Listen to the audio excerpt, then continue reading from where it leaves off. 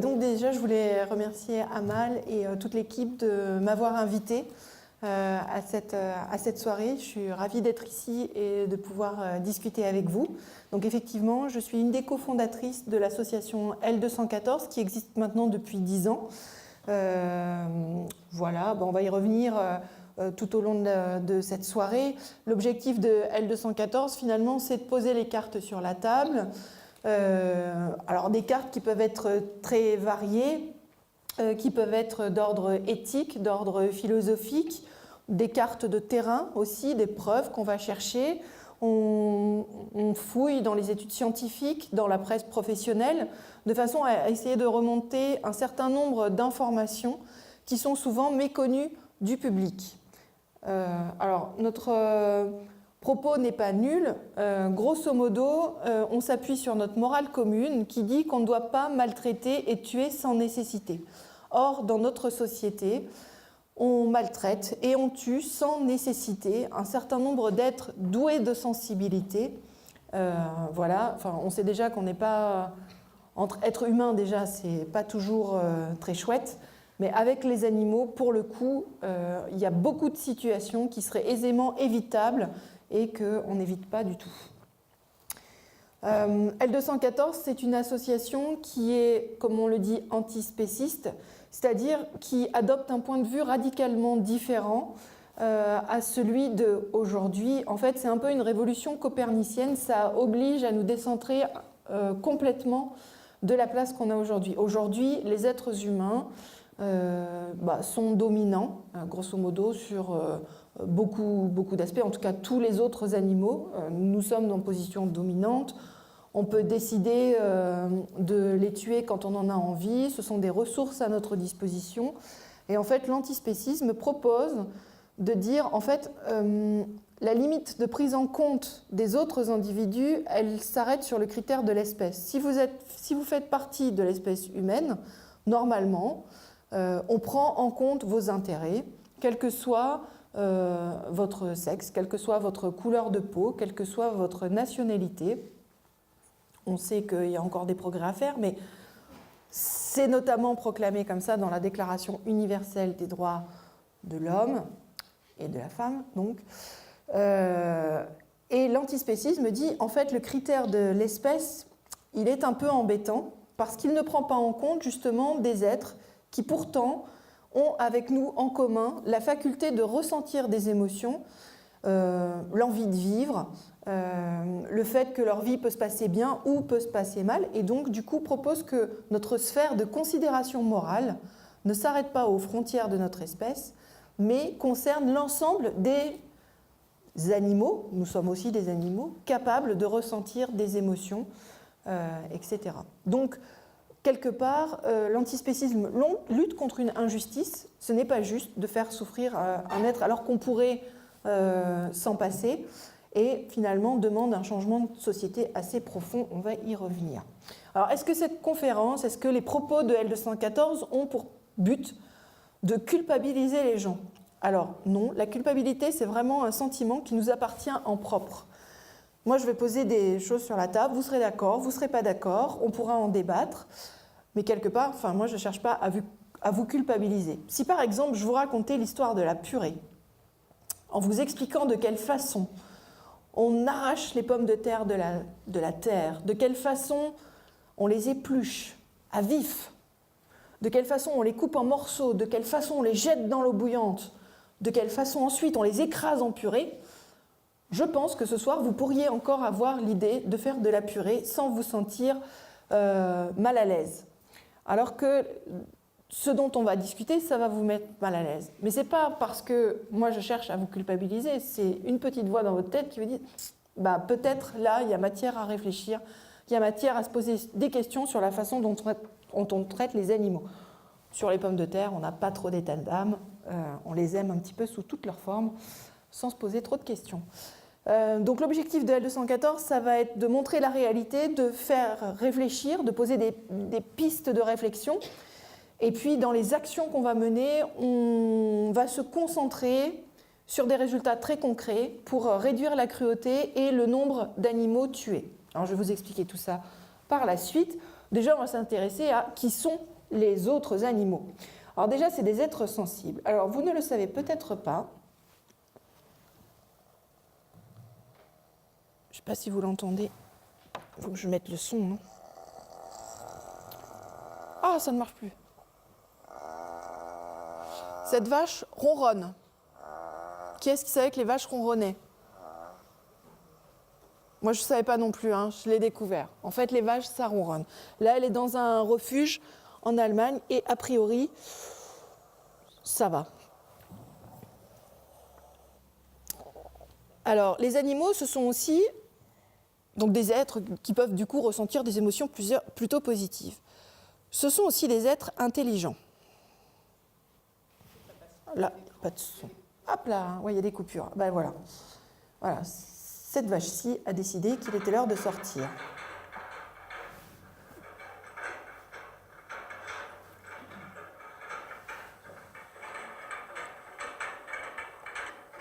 Hop là.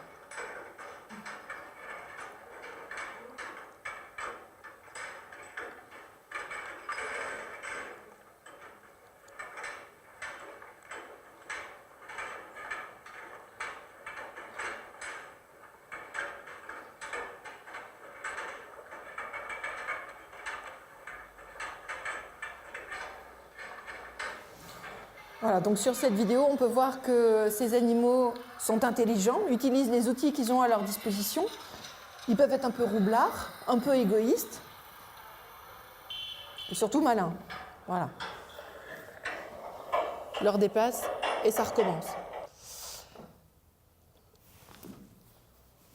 Ils sont sociaux. Hop, il n'y a que moi qui vois. Ouais. Ah, vous verrez rien du tout. Non, interespèces, en fait, ça ne les gêne pas beaucoup. Là, c'est un petit cochon qui joue avec un chien. Et ça se passe plutôt bien. Voilà, les animaux. Dans beaucoup de refuges, on a en fait des animaux de différentes espèces qui cohabitent très gentiment. Alors, celle-ci, pouf, voilà, comment...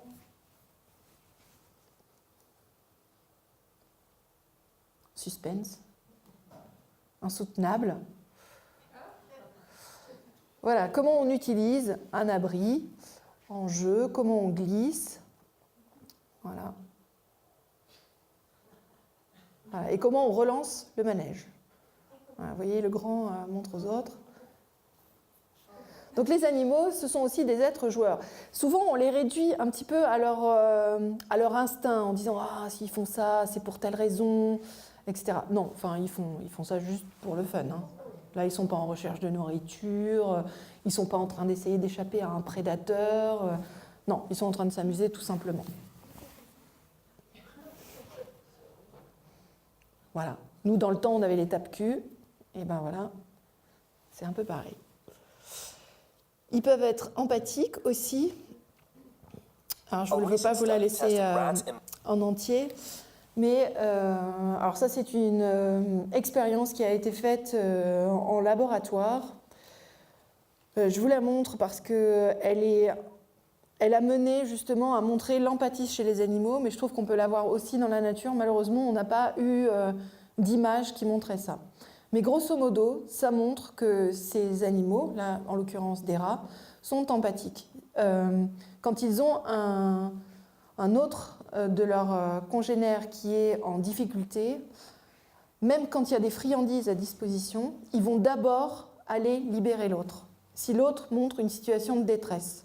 Si l'autre ne montre pas de situation de détresse, ils vont se jeter sur la friandise. Donc on voit à ce genre d'expérience que ce sont des êtres doués d'empathie. Leur priorité, ça va être d'aider l'autre congénère, qu'ils le connaissent ou qu'ils ne le connaissent pas d'ailleurs. Voilà. Il y a des liens puissants aussi. Alors vous le savez, dans l'industrie laitière, ou vous ne le savez peut-être pas, on sépare le veau d'avec sa mère immédiatement. Zut. Ah, mon Dieu, ça ne marche pas. Ils ne veulent pas me laisser vous montrer ça. Si. Enfin, pas tout de suite. Hop.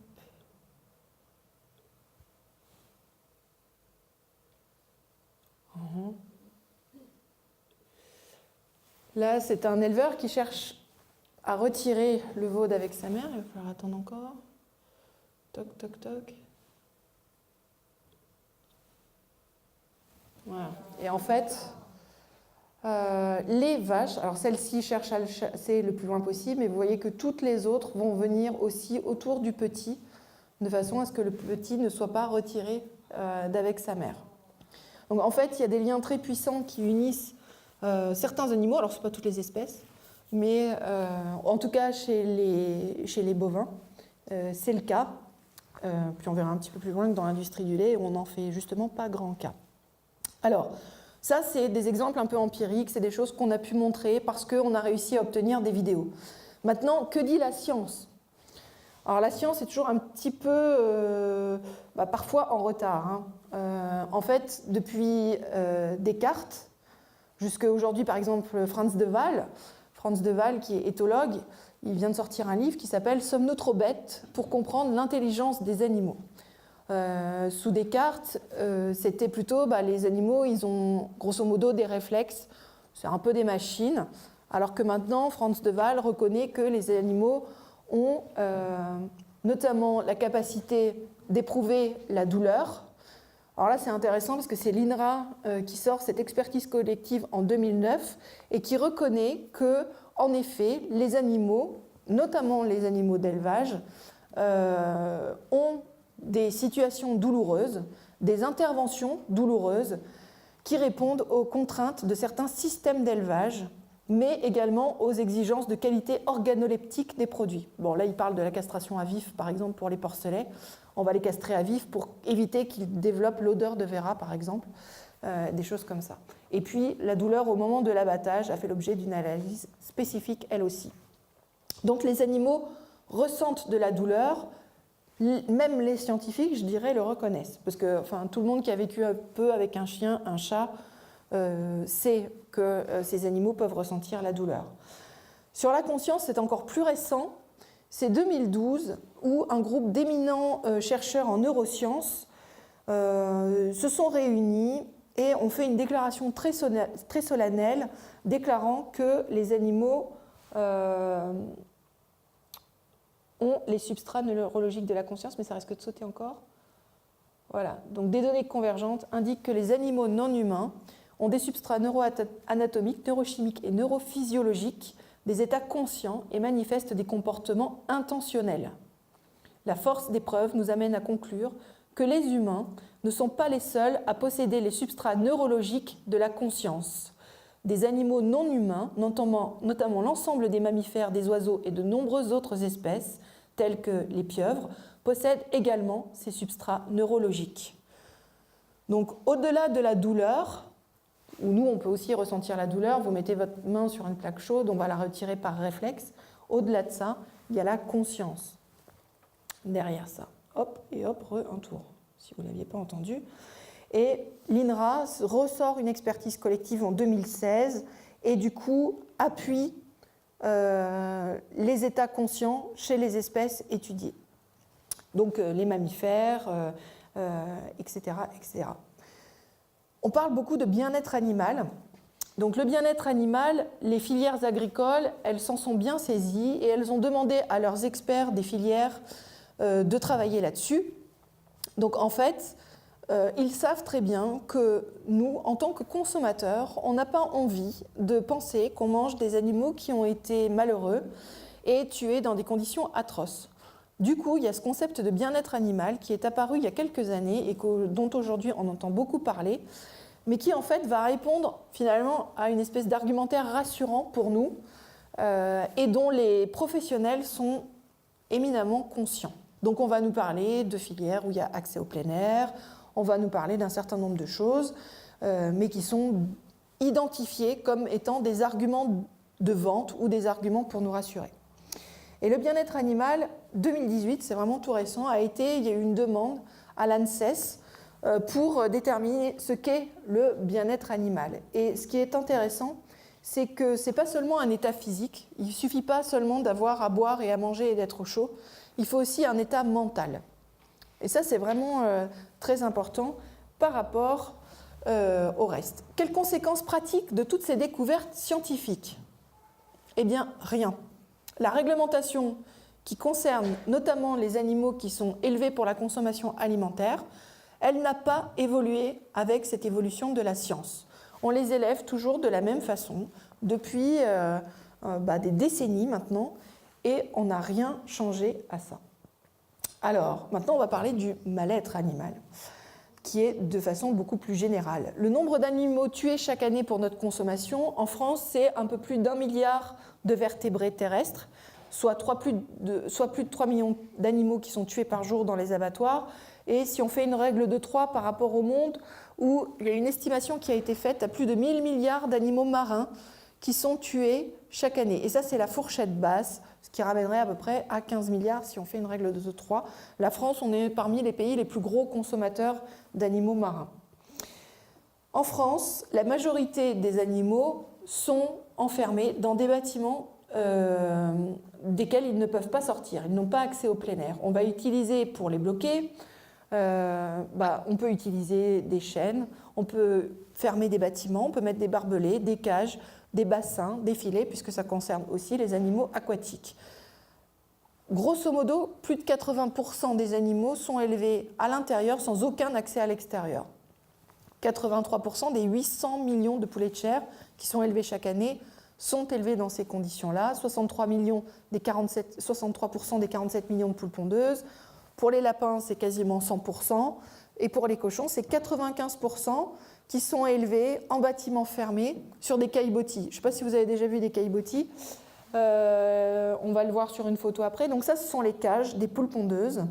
Alors, il faut savoir, ça, c'est des cages qui ont été construites suivant les normes exigées en 2012, qui ont été appelées des cages bien-être. Voilà, donc ça, ce sont des cages bien-être. En fait, vous voyez, ces poules, elles sont super bien, elles sont sur un perchoir qui est à quelques centimètres du sol. Vous savez, les poules, ce sont des oiseaux en fait arboricoles qui vivent normalement dans des forêts. Leurs ancêtres vivaient dans des forêts. Donc elles cherchaient à se percher pour échapper aux prédateurs, mais à se percher aussi à l'abri pour échapper aux prédateurs du haut. Donc ceux du haut, ceux du bas. Donc ce petit bout de perchoir, à mon avis, ce n'est pas très rassurant. Ceci dit, vous pourriez dire, il y a des grilles, nickel comme protection. Voilà, donc ça, ce sont les cages dites aménagées. Et on voit sur l'état de ces poules pondeuses que visiblement, c'est quand même pas le bien-être dont on peut les qualifier. Si vous avez déjà croisé des poules dans des jardins, vous vous rendez compte que là, leurs crêtes, elles sont complètement tombées, qu'elles sont partiellement déplumées. Et voilà, donc elles restent pendant 1 an dans ces cages à pondre des œufs. On a aussi travaillé sur la génétique. Donc depuis très longtemps, mais ça s'est accéléré maintenant avec les expériences de zootechnie, où on va chercher à engraisser plus et plus vite, à produire plus de petits pour les mères, plus de lait, plus d'œufs, de façon à produire plus. Là, vous avez la photo d'une vache blanc, bleu, beige, qui est optimisée pour faire du muscle. Voilà, donc c'est une espèce de vache bodybuildeuse. Alors en fait, on se dit, pas très grave, mais en fait, ça a des conséquences derrière sur l'état de santé des animaux. Et on le voit notamment sur les poulets. Les poulets, c'est par exemple les 600 millions de poulets, ce sont des souches à croissance rapide. C'est-à-dire qu'on va chercher à les faire grossir le plus vite possible. Allez-y, hein. Entrez, passez. On va chercher à les faire grandir le plus vite possible. Ils grossissent 4 fois plus vite qu'en 1950 aujourd'hui. À 35 jours, ils ont atteint le poids auquel ils veulent les abattre. En 35 jours. Et en fait, ça leur provoque des problèmes. Des problèmes locomoteurs, ils ont des boiteries sévères, des problèmes pulmonaires, des problèmes cardiaques qui sont dus à cette croissance rapide, à l'alimentation qu'on leur donne. Et puis vous voyez, la litière, en fait, pendant 35 jours, elle n'est pas changée. Donc ils sont au-dessus de leurs excréments, ce qui provoque des blessures. On le voit, eux aussi, ils sont déplumés partiellement, des brûlures de la peau. On fait aussi des mutilations parce que, par exemple, les poules qui sont dans ces conditions de promiscuité forte, on va leur couper le bout du bec pour les faire cohabiter dans des conditions extrêmes pour elles. Ou alors, ça va être pour le goût du consommateur. Par exemple, les cochons, les chapons, les cochons, on les castre à vif pour éviter qu'ils développent l'odeur de Véra. On va couper les dents, on va couper la queue des cochons, on va écorner les bovins. Enfin, voilà. Ah, bah, voilà, le caillebotis, alors celui-là est en plastique, mais il peut être en béton aussi. Le caillebotis, c'est ce sol ajouré. En fait, les cochons sont en permanence au-dessus de leurs excréments. Là, c'est une truie, elle est dans une case. Alors, soi-disant, pour éviter d'écraser ses petits, bah, forcément, ils essayent de réduire au maximum l'espace dans lequel on met les animaux. Donc, pour éviter qu'il y ait écrasement, bah, ils ont enfermé la truie. Elle peut juste se lever, se coucher. Ses petits têtent à travers les barreaux. Et puis, ils seront de toute façon retirés assez tôt. Le sevrage, c'est entre 21 et 28 jours, alors qu'ils y resteraient bien plus longtemps. Et vous voyez, bah, les queues coupées, c'est pour éviter qu'ensuite, ils s'attrapent la queue, parce qu'en fait, ils s'ennuient tellement que le moindre objet qui passe à leur portée, là, la queue des copains, va leur servir de distraction. Les manipulations, souvent violentes, alors il y a les identifications, il y a le ramassage des oiseaux, il y a le gavage pour les oies et les canards pour obtenir le foie gras, qui est donc le résultat d'une maladie, la stéatose hépatique, qu'on provoque par une suralimentation forcée. Les manipulations, ça va être les séparations des mères avec leurs petits, souvent extrêmement précoces, ou alors pas de séparation parce que, par exemple, pour les oiseaux, ils naissent dans des couvoirs. Ils naissent dans des boîtes à incubation, donc il n'y a pas de relation mère-petit du tout. L'équilibrage des nids, alors ça on a été assez choqués quand on l'a découvert, c'est par exemple dans les élevages de lapins. Les lapines, elles donnent naissance à une dizaine de petits, mais on n'en garde que 8 ou 9. Et donc ceux qui sont en surnombre, les trop petits, les trop chétifs, en fait on les élimine, clac, sur le rebord d'une cage, et on les met à la poubelle. Mais ça arrive aussi pour les porcelets par exemple. Ça, les manipulations, ça concerne aussi les poissons. Là, on est dans un abattoir de truites. Les poissons sont déchargés d'un camion et sont conduits vers une eau saturée en dioxyde de carbone de façon à les étourdir avant qu'ils soient tués. Et en fait, on s'est rendu compte que ça ne les étourdissait pas forcément, ça les tétanise, mais ça ne les étourdit pas forcément. Donc c'est plus facile pour les manipulateurs, mais pour les poissons, c'est absolument pas une source d'insensibilisation. Et puis en élevage, il y a énormément d'animaux qui finissent à la poubelle, en fait, qui sont chétifs, considérés comme chétifs, inutiles, en surnombre, blessés, malades, et puis aussi en cas d'épidémie. Alors comment on les tue? Ça peut être le claquage contre le sol, contre un mur, sur le rebord d'un seau ou d'une cage, en fonction de la taille de l'animal. Claquage contre le sol, ça va concerner par exemple les porcelets. Les procédures sanitaires, alors là, ils peuvent utiliser des grosses mousses de dioxyde de carbone, par exemple, pour les oiseaux. Et puis le gazage ou le broyage en couvoir, par exemple, pour les poussins. Pour les poules pondeuses, on a deux souches, en fait. On a la souche des poulets de chair, qui vont être élevés pour leur chair, et puis on a la souche des animaux qui sont destinés à faire des œufs. Les mâles ne font pas d'œufs, et donc ils sont particulièrement inutiles pour les producteurs, et eux sont éliminés dès la naissance, donc par broyage ou gazage. Ça représente à peu près 50 millions de poussins comme ça qui sont tués dès la naissance en France, et puis 23 millions de canetons femelles qui n'intéressent pas l'industrie du foie gras. Donc voilà, là, les petits poussins qui sont triés dès la naissance, un jour ou deux après leur naissance. Leur vie est réduite. En fait, on mange des animaux qui sont très jeunes. Les poulets, je vous ai dit tout à l'heure, c'est 35 jours.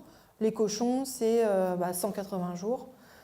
Et on se rend compte que leur espérance de vie est bien plus importante pour les cochons. Ils ont une espérance de vie de 15 ans et on les tue à 6 mois, par exemple. Bon, les poussins, c'est 2 jours alors qu'ils pourraient vivre 8 ans, mais même les poulets, 35 jours ou 42 jours, ça dépend les espèces en fait, c'est 8 ans d'espérance de vie, etc. Pour le lait, l'espérance de vie des vaches, c'est à peu près, la moyenne, c'est 5 ans, alors qu'elles pourraient vivre 20 ans. Pour la viande, 1 ou 2 ans, pareil, pourraient vivre 20 ans. Donc on mange des animaux qui sont jeunes. Alors maintenant, les conditions d'abattage, il en existe quelques-unes qui reviennent tout le temps. L'abattage par perforation du crâne, donc c'est un pistolet à tige perforante qui vient percer le crâne et détruire une partie du cerveau de façon à faire tomber les animaux dans l'inconscience. Sur les images qu'on a pu montrer dans les différentes enquêtes qu'on a menées, on a montré que souvent, le tir était mal ajusté, que les pièges, donc là par exemple cet animal est dans un piège qui est censé l'immobiliser. On voit très bien que sa tête, il peut la balader, il peut avancer et reculer. Ce qui fait que pour l'opérateur, pour ajuster son cou, c'est juste pas facile. Et Mauricio Garcia Pereira, qui travaillait à l'abattoir de Limoges, nous a expliqué que lui, qui était dans l'abattoir, voyait parfois des crânes perforés avec trois coups dans le crâne. Quand ils loupent leur tir, parfois ils recommencent. Ou ils ne recommencent pas, et là on a des animaux qui sont encore conscients sur la chaîne d'abattage. Il y a l'électronarcose. Alors, l'électronarcose, c'est l'étourdissement par choc électrique. Ça concerne les cochons, ça concerne les moutons et ça concerne aussi tous les oiseaux. Donc là, ce sont des poulets. Et ce qui est particulier pour les oiseaux, c'est que souvent, ils sont suspendus avant même d'être étourdis. Et pour ces poulets qu'on a sélectionnés génétiquement de façon à grossir plus vite possible, en fait, leurs pattes, déjà qui boitent, c'est extrêmement douloureux. Bon, puis c'est hyper stressant. Enfin, pour un oiseau de se retrouver la tête en bas comme ça, bon, mais il y a de quoi stresser puisque juste l'étape d'après n'est pas très agréable. Et donc eux, ils passent dans un bain d'eau électrifié de façon à les étourdir aussi avant d'être saignés. Tous les animaux sont saignés. On utilise aussi en France le dioxyde de carbone. On l'a montré dans les abattoirs de Alès et de Houdan, là, pas très loin d'ici. À Houdan, les cochons sont étourdis avec du dioxyde de carbone. Alors normalement, les procédures d'étourdissement, elles sont là pour essayer d'abréger les souffrances des animaux. Or, aujourd'hui, on a des procédés de mise à mort qui produisent davantage de souffrances pour les animaux que les autres. Et c'est le cas, par exemple, du dioxyde de carbone, où en fait, les animaux ont la sensation de se noyer. Grosso modo, il manque d'air. Mais en plus, ce dioxyde de carbone, pour eux, c'est aversif, c'est-à-dire que ça les brûle en même temps. Tout pour plaire. Et puis, il y a le procédé d'abattage sans aucun étourdissement, qui est par dérogation autorisé pour les abattages rituels, juifs et cachers, où là, les animaux ne sont absolument pas étourdis. Ils sont dans un piège, le piège se retourne et la gorge est tranchée. Il y en a aussi qui existent pour les moutons, etc. Donc là, il n'y a aucun étourdissement. Les animaux sont pleinement conscients au moment de la saignée. Et là, c'est un égorgement de part en part. Ce n'est pas juste les deux carotides qui sont coupées. Donc, pour les animaux, de toute façon, la production de viande, de lait ou d'œufs, elle est forcément dommageable pour les animaux. Ce que je vous ai montré, c'est ce qui se passe dans la majorité des cas. Il y a des élevages qui donnent accès au plein air aux animaux. Voilà. Mais les étapes d'abattage, par exemple, sont exactement les mêmes. Les séparations, les mutilations, en principe, elles sont communes sur tous les modes d'élevage. Alors, il n'y a pas que l'impact sur les animaux, finalement, sur lequel on peut revenir. Il y a l'impact sur l'environnement. Sur les émissions de gaz à effet de serre, on sait que l'élevage contribue pour 14,5%, d'après la FAO, un organisme de l'ONU, à 14,5% des émissions de gaz à effet de serre, ce qui n'est pas négligeable. À la déforestation, 80% de la déforestation de la forêt amazonienne, c'est dû aux activités d'élevage, soit pour faire des feedlots, soit pour faire pousser du soja notamment. Pas le soja pour faire le tofu.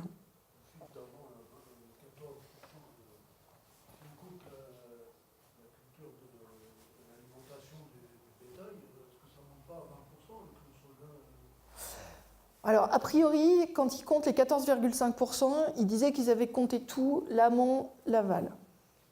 Mais je suis d'accord avec vous, c'est contesté. Il y en a qui montent jusqu'à 51%. C'était World Watch qui avait dit non, les émissions dues aux activités, notamment de production de viande et de lait, c'est 51%. Mais ces études, elles ont été contestées. D'autres disent plutôt 30%. Et puis, ça dépend un peu les régions du monde. Là, c'est vraiment l'ensemble du monde. Et en fait, on a des régions qui sont très peu contributrices, alors que d'autres sont massivement contributrices. Donc là, c'est juste une moyenne. Donc la déforestation, la pollution des eaux, donc les émissions d'ammoniac, vous en entendez parler notamment dans les pluies acides, on en parle très peu en ce moment, pourtant c'est encore bien présent. Les nitrates en Bretagne, là on en entend plus souvent parler en ce moment en France, c'est les algues vertes notamment. Le gaspillage de l'eau, alors c'est souvent des chiffres qui sont contestés, les éleveurs disent oui mais vous comptez l'eau de pluie. Bon alors Quand on compte l'eau de pluie pour les animaux, on la compte aussi pour les cultures. Même si on ne compte pas l'eau de pluie, il faut 7900 litres d'eau par kilogramme de protéines produites, quand c'est des protéines d'origine animale, et il en faut seulement 4500 quand c'est des protéines d'origine végétale, pour le même apport en protéines. Donc on voit quand même que la production de viande ou de lait, notamment, elle coûte plus cher en eau. L'emprise sur les terres, c'est la même chose. En fait, il faut bien moins de surface pour faire pousser des végétaux que de faire pousser des produits animaux. Et ça se comprend quelque part, puisque les animaux consomment des végétaux qu'on va leur donner. Les cochons, on leur amène leur alimentation. Les poules pondeuses aussi, on va leur filer du grain. Les vaches, j'avais visité un élevage laitier, et le gars me disait, oui, oui, je les laisse sortir dehors, elles vont brouter, ça c'est l'apéro. Après, je leur file un peu des trucs un peu plus protéinés. Bon.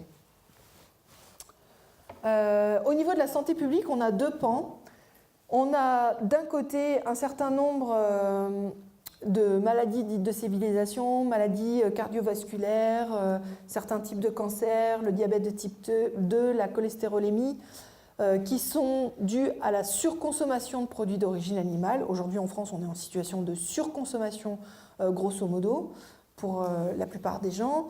Il y a aussi les problèmes de contamination par les salmonelles, la listeria, les E. coli, les campylobactères. Campylobactères, c'est chez les poulets. Le E. coli, ça va plutôt être chez les bovins, par exemple. On a certaines nouvelles maladies, les grippes aviaires, grippe porcine, etc. Et puis, il y a un phénomène très inquiétant, qui inquiète beaucoup aujourd'hui au niveau de la santé publique, c'est le phénomène d'antibiorésistance, où on a des animaux d'élevage à qui on donne des antibiotiques, notamment en préventif. Par exemple, si vous regardez l'alimentation des poulets, décidément, j'aime beaucoup les poulets, mais c'est eux qui sont tués en plus grand nombre, c'est pour ça que j'aime bien y revenir.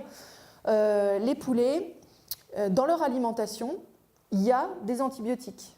Le narasin et la nicarbazine, qui sont dans l'alimentation. Sachez que les producteurs d'aliments pour animaux d'élevage, notamment, sont considérés comme des établissements pharmaceutiques. Donc, ils peuvent mettre directement dans l'aliment les produits. Et l'antibiorésistance est inquiétante. D'ici 2050, ils considèrent qu'il y aura plusieurs millions de personnes qui vont mourir de maladies qui sont aujourd'hui fort bien soignées, mais qui demain, nos antibiotiques ne fonctionneront plus puisqu'on les utilise aussi pour les animaux d'élevage en grande quantité. Et donc, c'est un terrain super pour les bactéries pour apprendre justement à résister aux antibiotiques. L'argent public, on a 90% des exploitations qui sont avec au moins une subvention. Et vous voyez sur les chiffres, par exemple, que pour les bovins lait, bovins viande, les ovins et les caprins, les bénéficiaires de subventions, c'est 100% des gens. Et les subventions, elles vont jusqu'à 46 000 euros, un peu plus de 46 000 euros de montant en 2017. C'est juste énorme. Et pourtant, les éleveurs, ils ont un travail qui est plutôt pénible, qui dure 24 heures sur 24, 7 jours sur 7. Un tiers des agriculteurs a son revenu fiscal de moins de 350 euros par mois. Ils ont un fort taux d'endettement. On parle fréquemment des taux de suicide qui sont alarmants, 20% au-dessus par rapport au reste de la population. Et souvent on dit « oui, mais vous, avec vos trucs de vegan, là, vous allez faire qu'ils vont être au chômage ». Alors juste rappeler qu'en 1906, il y avait 43% de la population active française qui vivait de l'agriculture.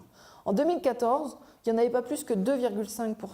En fait, l'industrialisation, la rationalisation de nos méthodes d'agriculture ont fait bien plus de dégâts sur l'emploi que même si on arrêtait du jour au lendemain d'élever des animaux pour les tuer. Donc même si on décrétait l'abolition demain matin, on ferait bien moins de dégâts sur l'emploi que ce qu'en a fait déjà l'industrialisation. Les ouvriers d'abattoir, pas mieux. Donc on voit qu'aussi la viande, le lait, les œufs, la pêche, ça a des conséquences sociales. Les ouvriers d'abattoir, souvent, ils n'osent pas tellement dire à leur famille le boulot qu'ils font dans l'abattoir. Beaucoup souffrent d'alcoolisme, de troubles psychologiques.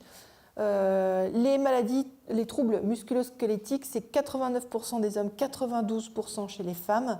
Tendinite, lombalgie, les canals carpiens, les articulations, les muscles, les tendons. Il y a 4 fois plus d'accidents du travail que la moyenne dans ces usines. C'est quand même énorme. Il y a des livres qui ont été bien faits. Donc, le témoignage de Mauricio Garcia Pereira, qui a travaillé pendant 6 ou 7 ans à l'abattoir de Limoges et qui a été un de nos lanceurs d'alerte.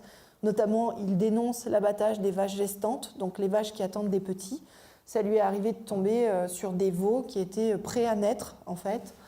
Là où il était, lui, il était aux déchets. Donc, voilà, à trier les tripes, les boyaux et les utérus des vaches. Et puis Steak Machine d'un journaliste, Geoffrey Le Guilcher, qui s'est fait embaucher pendant un petit peu plus d'un mois dans un abattoir. Et pour couronner le tout, on a le SOS des scientifiques qui nous parle d'urgence climatique. Et l'urgence climatique est liée justement aux émissions de gaz à effet de serre. Et c'est un large consensus pour dire qu'il faut réduire notre consommation de produits d'origine animale. Dans Nature, il recommande pour la France de réduire de 90% la consommation de viande. 90%, c'est pas rien, hein, c'est pas juste je fais le lundi, puis les autres jours tant pis. 90%. Donc ça, c'est juste les raisons environnementales. Pour les raisons éthiques, dès qu'on mange de la viande ou du lait, ça a un impact direct sur les animaux. Ils ont fait des scénarios de réduction. Si on réduit de 50% la consommation de produits d'origine animale, on récupère 51% des surfaces cultivables, ou des surfaces aujourd'hui pastorales. On a 32% d'acidification des sols en moins. Or, on sait que le problème sur les sols, c'est qu'on est en train de les rendre stériles. 36% des émissions de gaz à effet de serre en moins et 27% d'eutrophisation en moins. L'eutrophisation, c'est ce qui va mener aux algues vertes. Le scénario numéro 2, alors là, carrément, on réduit de 100% notre consommation. On va récupérer 76% des surfaces, c'est-à-dire l'équivalent des USA, plus la Chine, plus l'Union européenne, plus l'Australie, ce qui n'est pas rien. 50% d'acidification en moins, 49% de gaz à effet de serre en moins, dû à notre alimentation, 49% d'eutrophisation. Et dans une autre étude, il montrait qu'on aurait 20% de retrait d'eau douce en moins. Voilà. Et ça dépend beaucoup des régions. Et là, c'est juste la moyenne qui est donnée. Alors, les perspectives. Qui peut bouger? Qui doit bouger? Eh bien, évidemment, les citoyens consommateurs. Et ils sont prêts à bouger. Il y en a 89% qui jugent la cause animale importante. Ça, c'est un sondage de cette année. Il y en a 90%, et ce chiffre a très peu bougé, qui sont défavorables aux élevages, qui concentrent les animaux dans des bâtiments fermés sans leur laisser d'accès à l'extérieur. On est 90% à penser ça, au moins. Voilà, d'autres pensent que vraiment, ou comme L214, on pense qu'on ne devrait même pas les élever pour les tuer. Mais au moins, on est tous d'accord que les élevages intensifs ne devraient pas exister. Pourtant, 80% des animaux y sont aujourd'hui. Cherchez l'erreur. Et 28% des Français ont réduit leur consommation déjà et se disent flexitariens. Donc c'est un vrai mouvement qui est engagé. Alors on peut le faire par des actes individuels, dans nos actes d'achat, dans nos actes de consommation, en fonction des choix qu'on fait. On va impliquer sur les animaux, sur l'environnement, sur la santé, sur le social, un certain nombre de choses. Nos actes individuels y comptent. Mais il n'y a pas que ça. Il faut aussi qu'on exprime nos choix auprès de nos élus. Il faut qu'on exprime nos choix auprès des entreprises. Et vous pouvez aussi soutenir les acteurs du changement. Il y a un certain nombre d'associations qui se bougent justement pour que les choses changent. Et en se mettant en association, on a un poids qui peut être plus important. Alors, avec L214, nous, on va faire des enquêtes justement pour attirer l'attention des gens sur ce qui se passe pour les animaux. On va faire des actions d'information, on va lancer des pétitions et les répercussions que ça peut avoir. On a déjà fait fermer des couvoirs, des élevages, des abattoirs, des chaînes d'abattage fermées de façon temporaire ou définitive, des ruptures de contrat, des condamnations. Il y en a encore récemment. Petite condamnation. Le directeur de l'abattoir d'Alès, par exemple, il a été condamné à 3 contraventions de 400 € pour un piège non conforme qui, pendant des années, a fait que des animaux étaient tués en étant mal étourdis, par exemple, donc qui pouvaient être saignés en pleine conscience, etc. Il y a eu une commission d'enquête qui a été menée par le député Olivier Falorni, qui a été suivie d'une proposition de loi. Quand on fait des enquêtes, tout le monde en parle parce que tout le monde en parle. Il y a des prises de conscience et il y a une petite baisse de la consommation. Alors, les difficultés, l'accompagnement au changement posent des problèmes puisque dans le plan national de nutrition santé, on nous recommande de consommer de la viande ou du poisson ou des œufs 1 à 2 fois par jour. Énorme, énorme, énorme. Et au niveau de la restauration scolaire, on a un décret et un arrêté qui imposent les produits d'origine animale à très haute fréquence et en grande quantité. Donc comment on change quand on est, par exemple, un scolaire captif de tout ça, hein. Alors, la question aussi, c'est est-ce qu'on réduit, est-ce qu'on arrête? Donc ça, c'est des décisions qui vous appartiennent, mais il faut savoir qu'on peut arrêter de consommer tous les produits d'origine animale. Voilà, le curseur, c'est à nous de le placer, finalement. Tant que notre société n'a pas décrété qu'il était interdit d'utiliser les animaux comme ressources alimentaires, aujourd'hui, ce choix, finalement, il nous appartient. Et en fait, à part en France, où on nous dit qu'il faut absolument consommer les produits d'origine animale, dans d'autres pays du monde, au Portugal, au Canada, la plus grande association de nutrition, de diététiciens et de nutritionnistes, donc il y a plus de 100 000 professionnels de santé, dit que les alimentations végétariennes, y compris végétaliennes, sont saines, adéquates sur le plan nutritionnel, appropriées à toutes les périodes de la vie. Voilà. Grosso modo, c'est pas bien sorcier de manger végétalien. Et en plus, on a de la chance, c'est bon. Voilà. Parce que quand, personnellement, moi, j'ai arrêté de manger les animaux, c'était il y a 25 ans, j'étais en Auvergne, pays du saucisson tartiflette. Quand on a décidé d'arrêter de manger de la viande, on s'est dit, grosso modo, on fait une croix un peu sur la gastronomie. Que nenni. Non, non, non. On peut encore continuer de se régaler. C'est une chance. Il est possible de se nourrir très, très bien. Il y a, du moment qu'on mange varié, qu'on mange à sa faim, finalement, on ne manque de rien. Céréales, légumineuses, fruits, légumes. Il y a une vitamine à laquelle il faut être attentif et qu'en France, on ne trouve pas en supplément dans notre alimentation. Notre alimentation, elle est déjà grosso modo pas mal supplémentée, hein. Notre sel, il est iodé. On nous a mis de l'iode en supplément parce qu'on n'en a pas assez dans les aliments. La vitamine B12, elle nous manque si on ne mange pas de produits d'origine animale en France. Alors, il y en a un petit peu dans les céréales du petit déjeuner, bon, mais pas assez. Et donc, du coup, en France, aujourd'hui, il faut se supplémenter en vitamine B12 si on fait le choix d'être végétalien ou vegan. Donc, moi, tous les jours, je fais attention à ma vitamine B12. Si on veut se lancer, avec L214, on a lancé le Veggie Challenge qui vous accompagne en 21 jours pour changer votre façon de vous alimenter, pour tester simplement, pour expérimenter, pour voir que finalement, ce n'est pas sorcier. En fait, vous verrez, il y a déjà plein de plats que vous faites qui sont entièrement végétaliens. Alors, donc, qui peut bouger, qui doit bouger? Évidemment, l'industrie doit aussi bouger. Avec l'industrie, on peut faire reculer les pratiques les plus cruelles et on peut développer les alternatives végétales. Alors, faire reculer la cruauté, pour favoriser le changement dans les entreprises, en fait, là aussi, on fait appel à vous. Nous, on a développé 2 outils.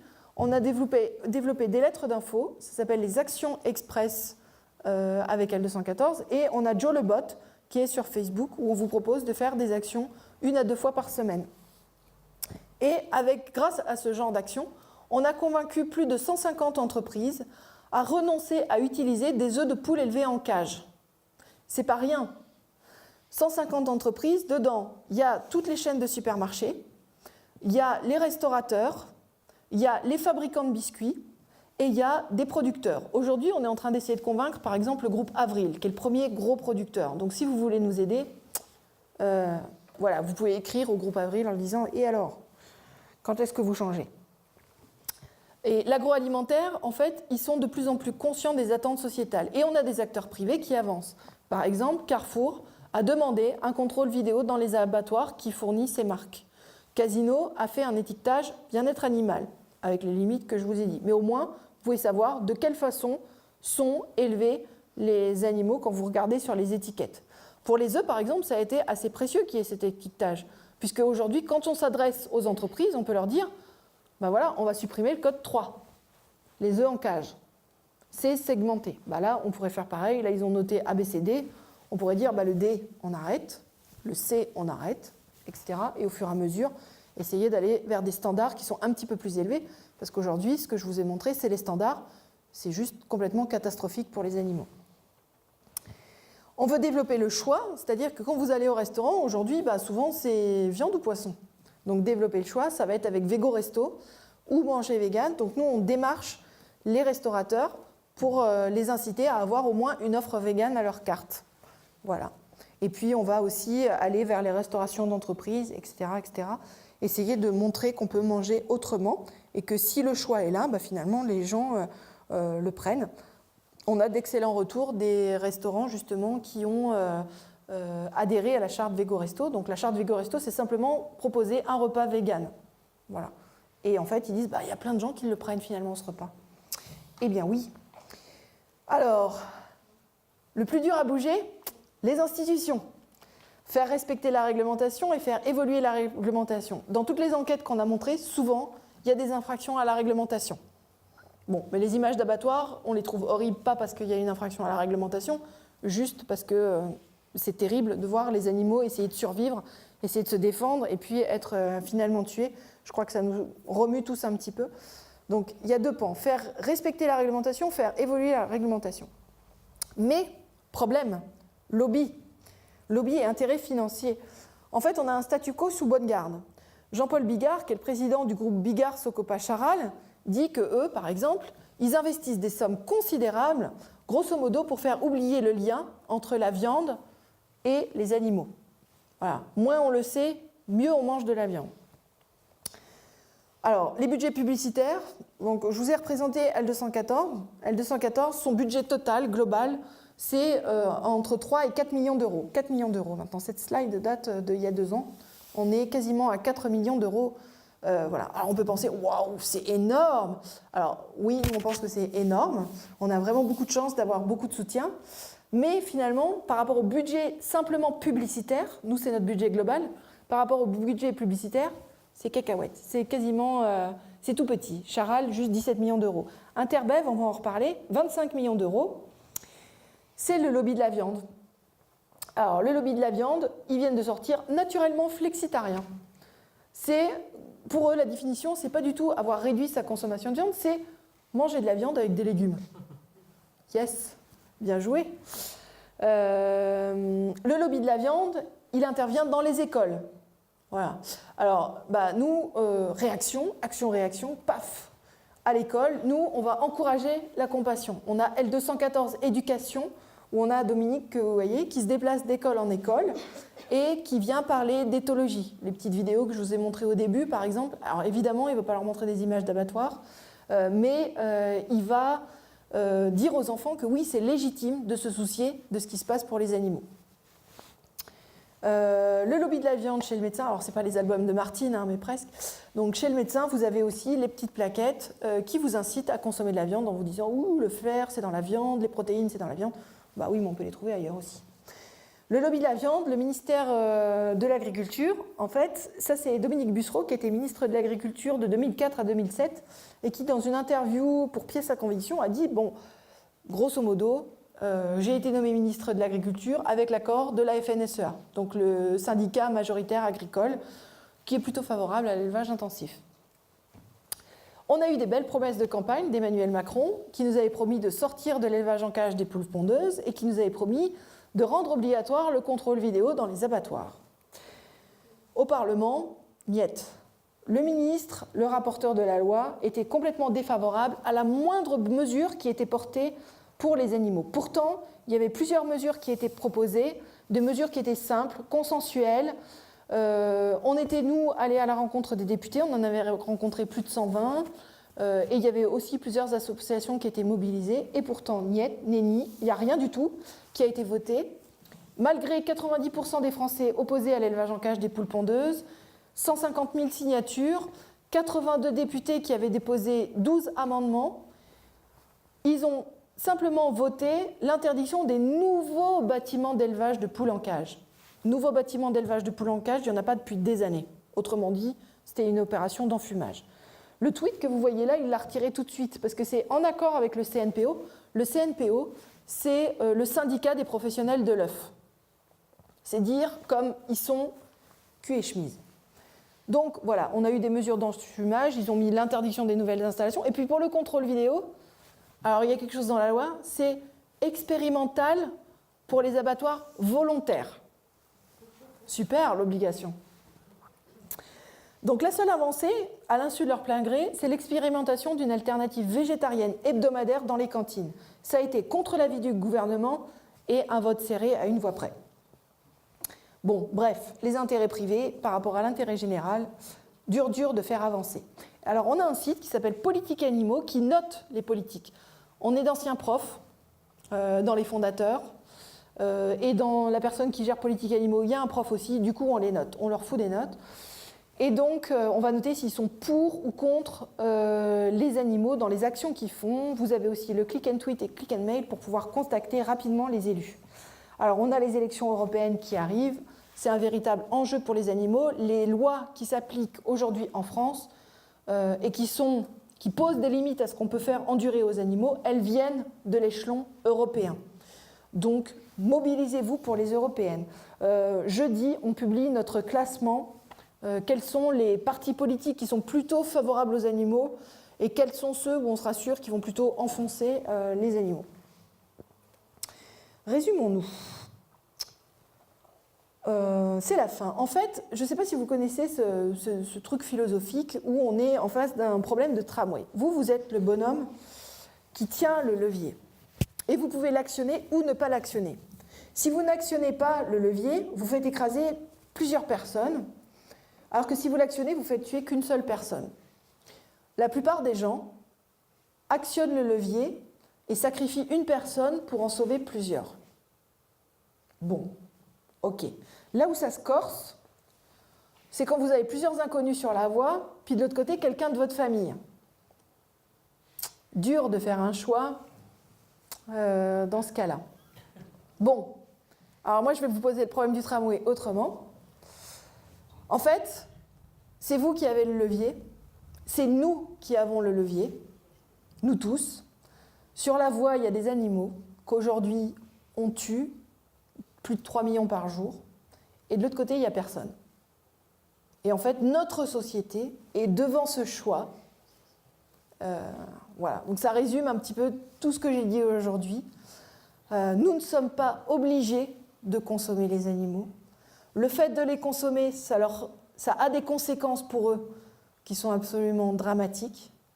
Voilà. Il ne tient qu'à nous de faire le bon choix et de choisir aussi les élus qui nous feront avancer sur cette question-là. Voilà. Et le slogan « Croquons la vie, pas les animaux ». Alors une question, vous avez mis cela à un moment donné, si on baissait de 50 ou si on baissait de 100, on gagnerait plein de choses, etc. Aujourd'hui, après 10 ans d'existence de votre association, on en a combien de baisses de viande, de lait, d'œufs, etc. Alors, 2019, c'est compliqué de quantifier, pas énorme. Nous, je pense qu'avec L214, on a surtout provoqué une prise de conscience. On voit qu'il y a de plus en plus de flexitariens qui sont nommés. Alors, on va baisser un petit peu de consommation de viande, effectivement, mais les professionnels de la viande ne sont pas idiots et ils vont développer les exportations.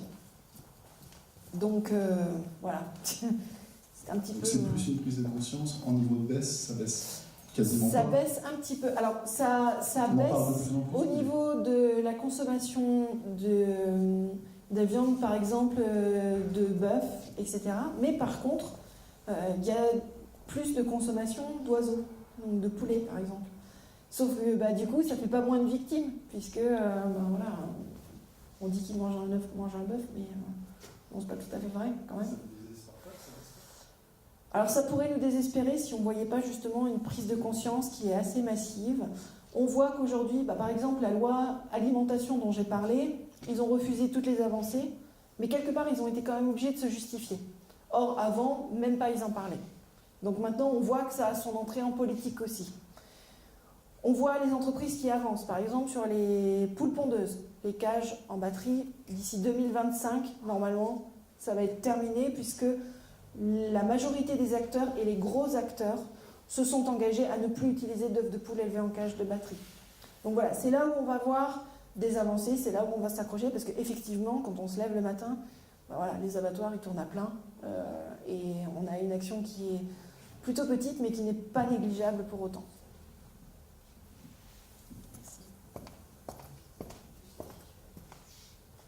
Excusez-moi, je ne sais pas si j'étais beaucoup en retard, mais moi vous avez dit 25 ans, moi j'ai 38 ans d'expérience. J'étais là depuis 38 ans, enfin je l'ai fait du jour au lendemain. C'était à l'époque une campagne de Frères des Hommes, Terre des Hommes qui expliquait le rapport de surface, qu'il fallait 7 fois plus de surface pour produire un kilo de viande. Moi, ça m'a convaincu du jour au lendemain. Mais bon, depuis, j'ai l'impression qu'il n'y a pas grand-chose qui a changé, quoi. Puisqu'à l'époque, c'était surtout le système d'importation du soja de l'Amérique du Sud. C'est tout le cas.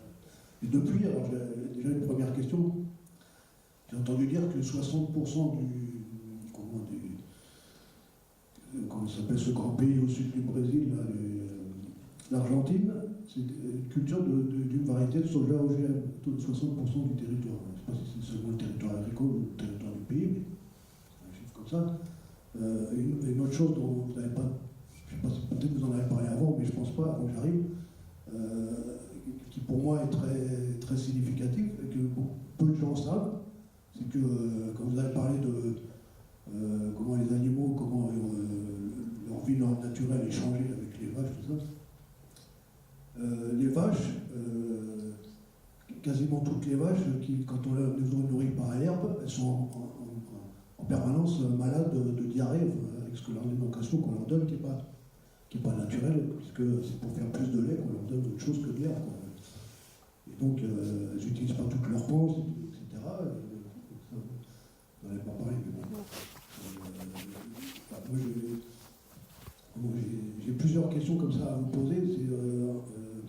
Déjà, moi, j'ai assisté à une conférence, parce que le succès de la 214, c'est vraiment une guerre, quoi. Moi, au quotidien, très souvent, je suis avec des militants écolos, et il y en a qui sont attachés à manger de la bonne viande qui a bien été élevée, mais au bout, ils la tuent quand même pour la manger. Donc, à une conférence où il y avait Porcher, je crois, vous voyez, Je vois. qui dit que, c'est à Marjolaine, voilà, elle a dit carrément les véganes sont pour l'agro-industrie.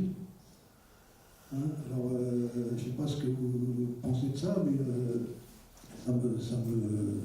moi, depuis, j'ai réfléchi et je me dis, c'est parce que, justement, c'est ma question principale, c'est celle-là, c'est que c'est la viande in vitro, là, est-ce que c'est la peur qu'ils ont d'arriver de cette chose-là, quoi. J'ai encore quelques petites questions. Mais... Je ne vais pas la retenir, j'ai moins de mémoire qu'un poisson rouge. Alors, sur la première question, vous parliez de l'Argentine qui produisait du soja OGM, c'est le cas aussi du Brésil. Et effectivement, la France, c'est le premier importateur de soja européen. C'est le premier importateur européen de soja qui vient des pays d'Amérique du Sud pour nourrir les animaux d'élevage en France. Donc ça, c'est une situation qui est aujourd'hui et qui perdure. Ça, c'est sûr. Votre deuxième question, c'était sur les maladies des vaches, alors qui seraient dues éventuellement à une alimentation qui ne serait pas naturelle. Sur l'alimentation, peut-être leur alimentation, elle n'est pas calibrée comme il faut, mais c'est surtout aussi, là aussi, une question de sélection génétique, où par exemple, on a la Prim Holstein qui a été optimisée pour faire du lait, qui fait aujourd'hui une 50aine de litres de lait, où avant, elle en faisait 5 litres pour nourrir le veau. Voilà, les vaches elles font à peu près 5 litres pour nourrir leur veau, et là, c'est 50 litres par jour. Donc voilà, on est sur des échelles. C'était des scientifiques qui comparaient justement l'effort physique à faire pour les vaches laitières entre le fait de faire du lait, et souvent, elles sont réinséminées chaque année, donc elles sont en production de lait, donc elles produisent du lait, et en même temps, elles attendent le petit suivant. Et ils comparaient leur effort à un coureur marathonien qui ferait un marathon tous les jours. Voilà, pour dire l'effort physique qui est fait par ces animaux. Alors il y en a qui montent jusqu'à 100 litres de lait. Voilà. Mais en moyenne, en France, on est à 50 litres encore aujourd'hui, je crois. Donc voilà. Et sur votre troisième question, sur les cauchemars de Jocelyne Porcher, donc, alors je ne sais, j'ai pas bien compris le cheminement de pensée qui l'amène à cette conclusion-là. Aujourd'hui, c'est comme si l'exploitation des animaux était due au capitalisme. Or, les animaux, ils sont exploités depuis bien avant le capitalisme. Hein. Enfin, voilà. Donc, c'est pas une question de capitalisme ou pas capitalisme. Les végétariens véganes, dedans, je pense qu'il y a un petit peu de tout. Voilà, le souci des animaux est un souci qui n'est pas apparenté à une couleur politique. Ça traverse l'ensemble des considérations politiques. Donc, il n'y a pas un lobby vegan, capitaliste ou je ne sais pas quoi. Maintenant, il y a effectivement des recherches qui sont faites sur la viande de culture, qui sont faites par des gens qui mangent de la viande. Par exemple, c'est le cas de Marc Post qui travaille sur la viande de culture en Hollande, qui a un labo là-bas et qui effectivement cherche à développer la viande de culture. Et lui, quand il argumente, c'est pas la question animale finalement qui l'intéresse tant que ça, c'est les courbes de croissance de la consommation mondiale de viande qui l'inquiètent. Et il dit, si on suit ces courbes, en fait, justement, au niveau des ressources, on va être complètement coincé. Donc, il cherche une solution qui demanderait moins de ressources, qui aurait moins d'émissions de gaz à effet de serre, qui nécessiterait moins de produits pharmaceutiques, etc. etc. Et ça, pour lui, ça passe par la viande de culture. Si on écoutait les véganes, si les véganes avaient le pouvoir, on n'en serait pas à la viande de culture, tout le monde serait à pois chiches lentilles. Voilà. Tofu aussi, ne pas oublier. Voilà. Enfin, on serait plutôt sur une alimentation végétale, puisque dans l'alimentation végétale, aujourd'hui, on a l'ensemble des choses qui nous sont nécessaires pour vivre en bonne santé, sans aller se compliquer la vie à faire de la viande de culture. Donc voilà. Maintenant, la viande de culture, peut-être, en tout cas sa promesse, peut être intéressante, puisqu'ils disent que effectivement, la production de cette viande de culture aurait moins de conséquences que la production de viande sur les aspects sanitaires, sur les aspects environnementaux, et évidemment sur les animaux, puisqu'il n'y aura pas besoin de tuer des animaux pour produire de la viande. Donc on pourrait continuer à manger de la viande sans faire tuer d'animaux. Voilà, effectivement, pourquoi pas. Mais de là à dire que les véganes sont pour un monde capitaliste ou je sais pas quoi, le truc, il est... voilà, les gens qui développent la viande de culture, c'est pas pour les véganes. Les véganes, ils savent se débrouiller autrement, quoi. J'ai l'impression que c'est les jeunes véganes, ça les fait rêver qu'on tue plus les animaux grâce à ça, quoi. Ça les fait rêver qu'on tue plus les animaux. Que ce soit... En fait, le problème, c'est que quand on avance des arguments éthiques, effectivement, a priori, on arrive moins à convaincre les gens que si on lance un nouveau truc à la mode. Voilà. Bon, alors, c'est effectivement la remise en question. Mais est-ce que du coup... je vois par exemple les entreprises comme Erta et Fleury Michon. Ils proposent aujourd'hui des saucisses à base de cochon mort ou des saucisses végétariennes. Personnellement, je préfère qu'ils fassent des saucisses végétariennes que des saucisses à base de cochon mort. Je veux dire, tant qu'à faire quelque chose qui n'est pas parfait, de toute façon, autant faire celui qui cause le moins de souffrance possible, finalement. Je sais pas, je ne peux pas vous dire. Ça doit être dégueulasse. C'est quoi? Parce qu'en fait, tous. La nourriture végane, souvent, quand on fait de la simili-viande, des simili-saucisses, ou même des fausses crevettes, c'est souvent vraiment pas très bon. Il vaut mieux. Il y a tous les goûts. Hein. Après, il y en a qui trouvent ça super bon. Manger vegan, c'est pas manger d'une seule façon, en fait. Hein. Les véganes, vous avez les véganes qui font à manger très très rapidement, junk food, machin, on fait retourner un steak végétarien vite fait dans la poêle et puis des pâtes avec. Et puis vous avez ceux qui font des graines germées, qui se font les bons petits plats, qui font de la gastronomie et tout. Être végétarien, végétalien, c'est là aussi, ce sont des gens comme tout le monde, finalement. Il y a les gens pressés, puis il y a les gens qui prennent le temps. Il y a des gens qui sont pressés toute la semaine, puis qui le week-end vont prendre le temps. Il y a des gens qui mangent n'importe comment. Il y en a qui font scrupuleusement attention à ce qu'ils mangent. Voilà. Et donc il y en a qui apprécient les simili, comme on les appelle, et puis d'autres qui ne les apprécient pas du tout. Donc tous les goûts sont dans la nature. Maintenant, effectivement, on peut penser à d'autres conséquences et prendre d'autres mesures. Mais grosso modo, on peut aussi mal manger en étant végétalien qu'en mangeant de la viande. Et On peut très bien manger, indépendamment de ça, de la viande ou pas. Mon propos n'était pas de dire que quand on mange de la viande, on va être malade et on va mourir absolument. Non. Aujourd'hui, on est en surconsommation de viande. Si on mange raisonnablement de la viande, on ne va pas être malade, par exemple. Mais on va faire tuer des animaux. Et si on mange végétalien équilibré, on va être en bonne santé. Et en plus, on ne fera pas tuer d'animaux. Bénéfice pour tout le monde.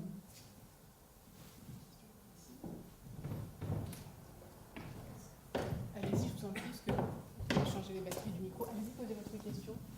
Non? C'est une remarque que je peux faire. Je vais essayer de parler fort. J'aurais préféré avoir le micro. Je voulais dire Je vous entends bien. je salue vraiment toutes les avancées qu'il y a eu dans ce combat. Et j'ai participé autant que je pouvais depuis des années. Par contre, je trouve qu'il y a une naïveté un peu trop grande encore parmi les animalistes à propos des victoires et des lois qu'on peut obtenir au niveau gouvernemental. Par exemple, vous n'avez pas évoqué les traités de l'Union européenne. Or, l'Union européenne est très maligne. Pour moi, après des années, ça fait quand même... On l'avait refusé avec Maastricht, on nous l'a imposé, ça va de plus en plus mal, et malgré tout, les gens ont très très peur de quitter cette Union européenne. Et pour moi, quand on observe ce que doivent respecter les paysans, les cultivateurs et tout, c'est une dictature. Notamment à propos des animaux. Avec les traités comme TAFTA et compagnie, on ne peut pas, les partis qui vous disent qu'on va négocier les traités, ce sont des menteurs, parce que ce n'est pas possible de changer les traités comme ça. Il faut sortir, pour pouvoir changer un traité, il faut sortir par l'article 50 de l'Union européenne et après créer des traités collatéraux. Il existe déjà 6500 traités collatéraux qui se débrouillent très bien depuis toujours. Pourquoi est-ce qu'on a créé cette pyramide? Pour des intérêts financiers énormes. Or, pour les animaux, moi je ne savais pas pour qui voter il y a un an. Et maintenant je sais parce que il y a un parti, mais je ne vais pas en faire la pub. Non, ben d'accord, je ne nommerai pas, vous permettez. Il y a quand même un parti qui me promet, j'ai parlé face à face avec eux, la seule chose que je vous promets, madame, c'est de renoncer le plus possible à la culture intensive. Ce n'est pas une promesse qui fait beaucoup d'effets comme ça, mais en réalité, ça fait des volumes d'animaux en moins. C'est peut-être le levier le plus grand à saisir. C'est ne pas se laisser piéger par les traités. D'autre part, j'ai entendu dans des conférences les animalistes dire l'Union européenne, c'est l'avenir de l'animal. Moi, je ne pense pas du tout. Et je crois que l'Union européenne sait très bien se servir d'une technique de manipulation qui s'appelle le soft power. C'est-à-dire qu'il y a des lobbying, il y a des copains qui travaillent à Bruxelles et ils peuvent amener leurs propositions. Je vois tous les jours sur Internet les propositions qui sont amenées. Ah oui, alors on va même se pencher sur des choses très délicates concernant les humains et tout, mais tout est refusé au bout du compte. Ça s'appelle le soft power. Et je vous donne l'exemple d'un pays qui se sert très bien de cela, c'est l'Inde, que je connais parfaitement. En Inde, qui passe pour un pays végétarien, et bien maintenant c'est le plus grand exportateur de viande du monde. Voilà, on continue à soutenir la légende, à la nourrir, et avec des clichés, et en réalité, c'est plein d'abattoirs maintenant. Les fast-foods prospèrent, et c'est le plus grand exportateur de viande du monde. C'est-à-dire que pour faire des bénéfices, les fameux lobbies vont exporter en Asie, où on mange maintenant 3 fois de la viande par jour. Voilà. Et je ne partage plus du tout cette naïveté que j'ai vue autour de moi ces derniers temps en distribuant des tracts. D'ailleurs, on a choisi un tract pour le parti animaliste avec un petit chat. C'est se foutre de la gueule du monde. Vous avez des gens dans la rue, pourtant je suis pour sauver les chats et tous les animaux, mais il faut quand même faire attention avec la force d'une photo.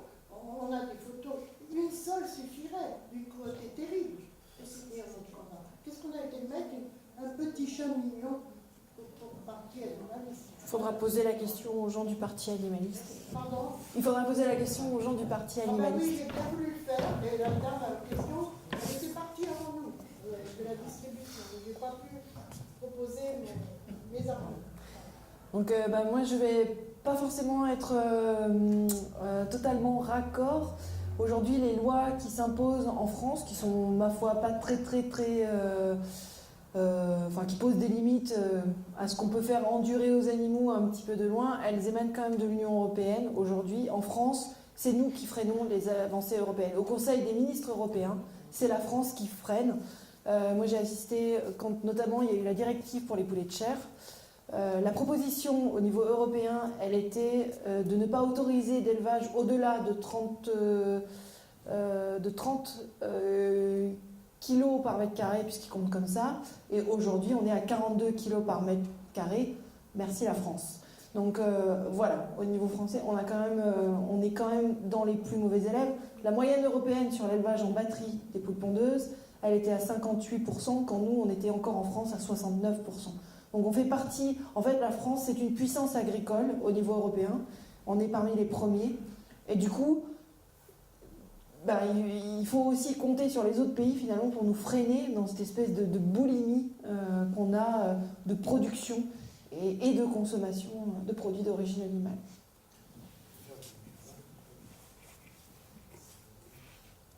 Juste, est-ce que quelqu'un qui ne s'est pas exprimé souhaite le faire? C'est juste pour essayer de distribuer la parole. Non, sinon je m'en donne. C'est juste pour distribuer la parole. Bonsoir, c'est une vraie question. Est-ce que vous pouvez faire un petit focus sur l'abattage rituel, cachère, halal, en relation avec la conférence de ce soir, et pas les élections européennes? Sur l'abattage rituel, donc il y a des abattages rituels qui se font sans étourdissement, notamment pour les vaches, les veaux, les taureaux, les bœufs, qui se fait pour les moutons. Alors soit dans les abattoirs, et normalement c'est obligatoire dans les abattoirs, et avec une augmentation au moment de l'Aïd par exemple. Voilà, pour les oiseaux, souvent il y a, pour 90% d'entre eux, il y a étourdissement avant la saignée, ce qui n'est pas fait pour les bovins ou les ovins. Maintenant, ils pratiquent dans certains abattoirs le post-stunning. Le post-stunning, c'est le fait d'étourdir les animaux, mais après l'égorgement. Donc ils vont les égorger et ensuite ils vont les étourdir de façon à ce que l'agonie dure moins longtemps. On sait que l'agonie, par exemple, d'un bovin, en expérimentation, c'est-à-dire en conditions scientifiques, leur agonie peut durer plus de 10 minutes. Voilà. Pour les poissons, par comparaison, qui sont aussi abattus sans étourdissement, mais là pas dans le cadre rituel, leur agonie elle peut durer 4 heures. Donc c'est pour faire aussi le parallèle. Il y a des discussions qui sont en cours avec les cultes religieux et on se rend compte que pour le culte musulman, il y a moyen d'avancer. Ils sont moins fermés à l'idée d'avoir un étourdissement. D'ailleurs, par exemple, c'est la Jordanie, non.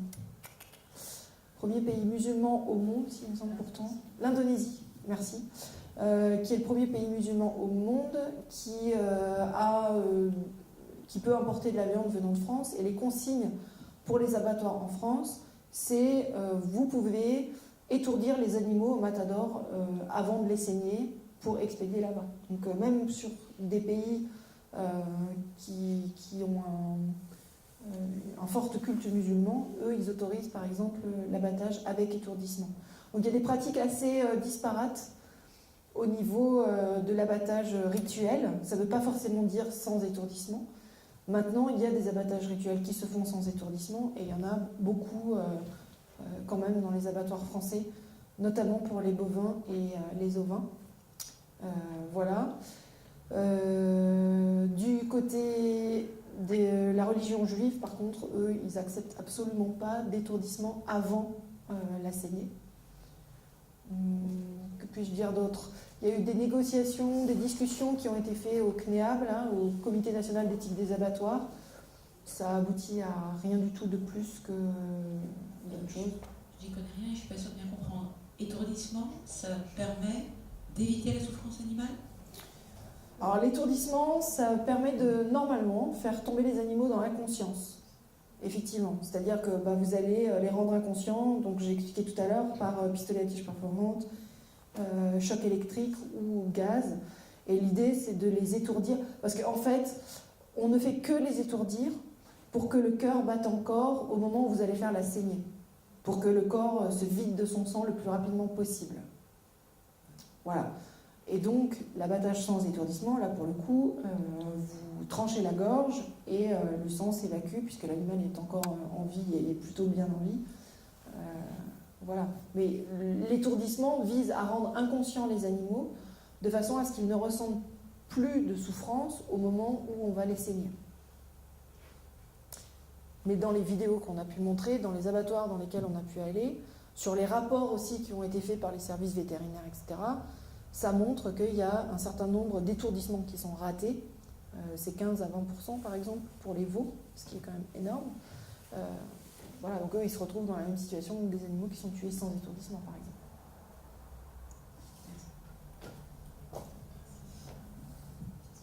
Ouais, j'ai une question, c'est en lien avec ce qu'il vient de dire.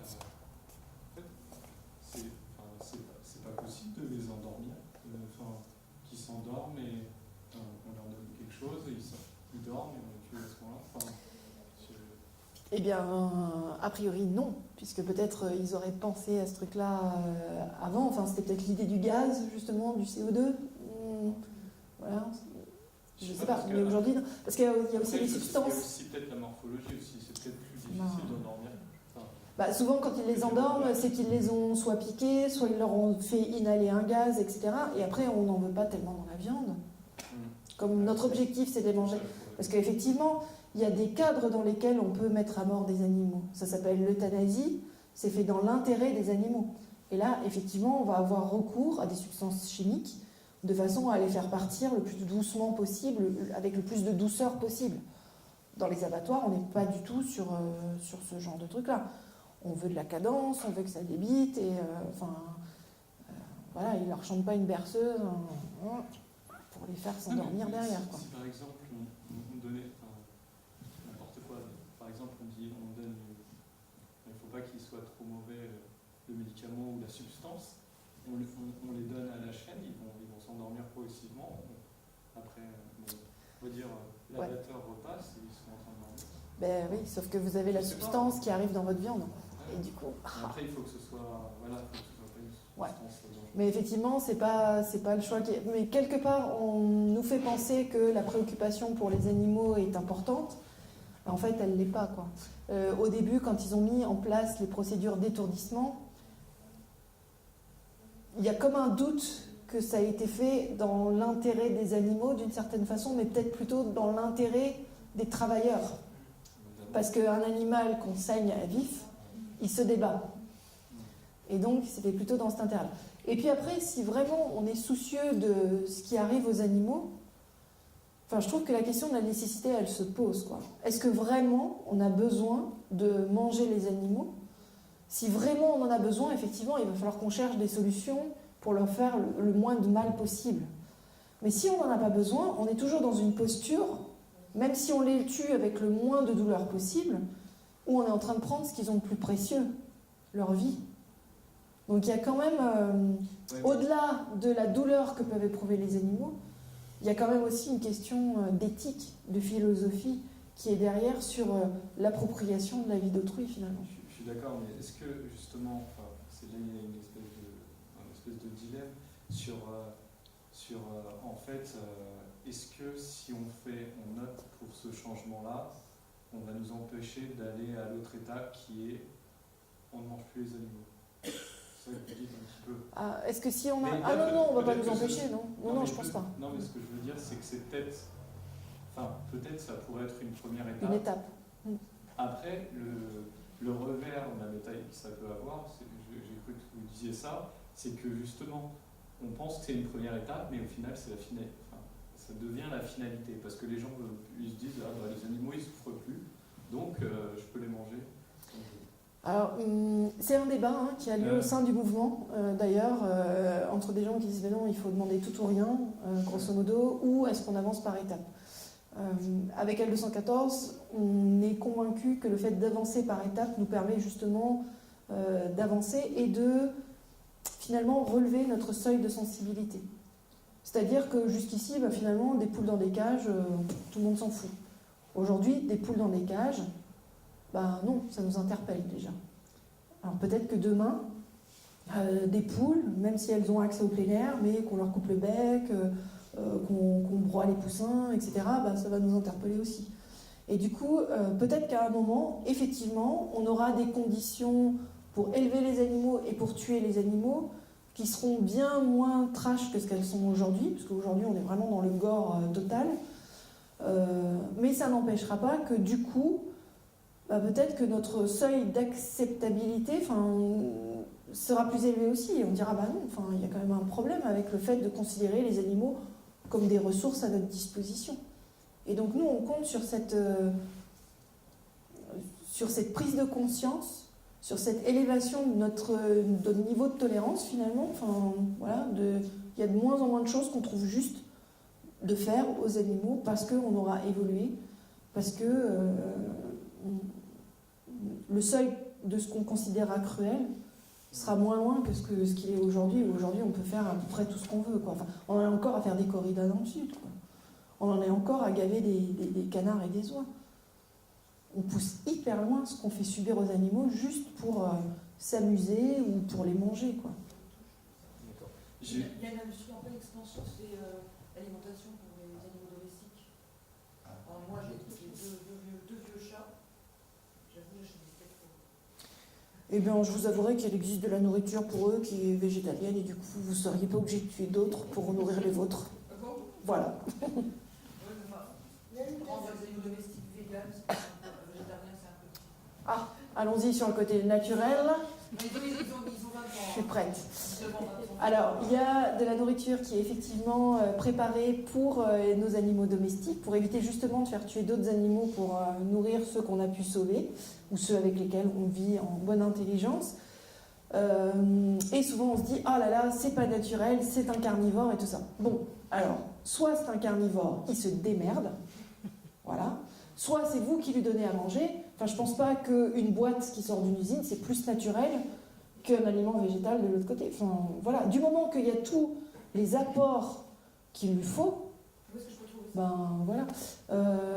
Sur Internet notamment, dans les boutiques spécialisées en alimentation végane. D'accord. Voilà. Et alors, chez les chiens, vraiment, c'est hyper tranquille. Ah bon. Chez les chats, c'est toujours un petit peu plus... ça les fin, quoi.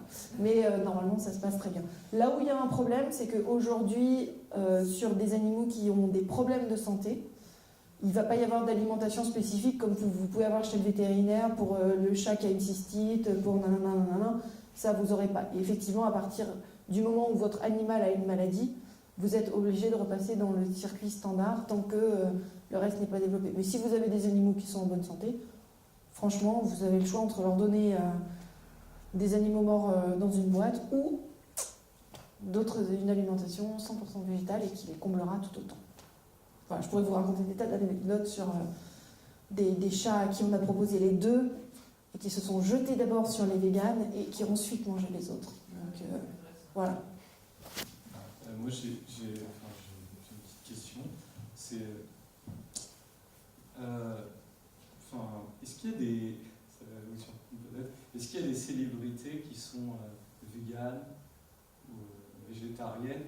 Parce qu'en fait, ce qui peut inciter évidemment les gens, c'est essayer d'atteindre un idéal qui peut être, par exemple, une personne, on la trouve super, on a envie de ressembler, on fait comme ça.